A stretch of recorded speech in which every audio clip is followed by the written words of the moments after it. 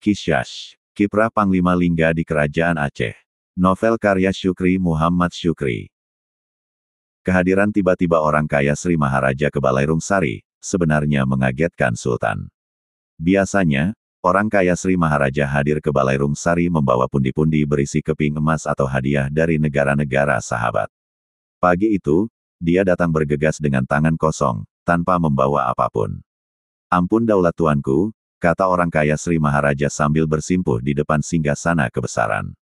Ada apa gerangan akan orang kaya sampaikan, tanya Sultan terheran-heran. Ampun daulat tuanku, kerajaan Malaka sudah ditaklukkan Portugis, jawab orang kaya Sri Maharaja terbata-bata. Hah, dari mana orang kaya tahu? Tanya Sultan mengernyitkan alis. Ampun daulat tuanku, dari Dato Ibrahim, Menteri Sultan Mahmud Syah. Dato dan keluarga kerajaan Malaka tiba tadi pagi. Sekarang sudah saya ungsikan ke rumah saya, terang orang kaya Sri Maharaja. Bagaimana keselamatan Sultan Mahmud Syah?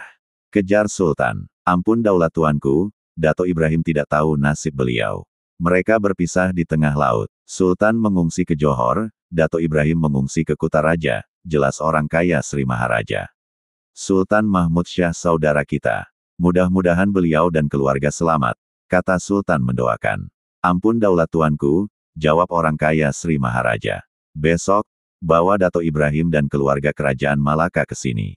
Akan kita sambut secara resmi, kita jamu, dan kita hadiahkan mereka rumah yang layak, tegas Sultan.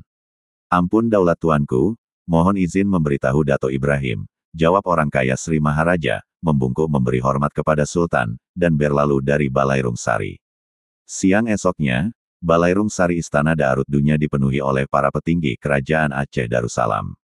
Sultan Ali Mugayat Syah dan Permaisuri bertahta di singgasana kebesaran, didampingi putra mahkota Salahuddin dan istri di sebelah kiri singgasana Sultan. Sementara para menteri, Kadi Malikul Adil, orang kaya Sri Maharaja, Amirul Harb beserta para panglimanya, dan kerabat Sultan duduk menggelung di atas karpet merah hadiah dari Sultan Sulaiman dari Turki. Di ujung Balairung Sari, berhadap-hadapan dengan singgasana Sultan, Dato Ibrahim dan keluarga Sultan Malaka duduk bersila di atas karpet hijau. Di hadapan mereka sudah terhidang menu makan siang untuk handuri rakyat jamuan raya, begitu acara penyambutan tamu itu disebut. Menunya cukup istimewa, ada nasi putih beras Indrapuri, nasi biryani beras basmati, kari kambing, aneka ikan panggang, gulai engkot paya ikan lele dan gabus, telur penyu rebus, dan buah-buahan. Bismillah, silahkan dicicipi, kata Sultan Ali Mugayat Syah menyilakan para undangan untuk menyantap menu makan siang. Makan enak di Istana Daarut Dunya tergolong peristiwa langka, kecuali ada tamu khusus dari kerajaan sahabat.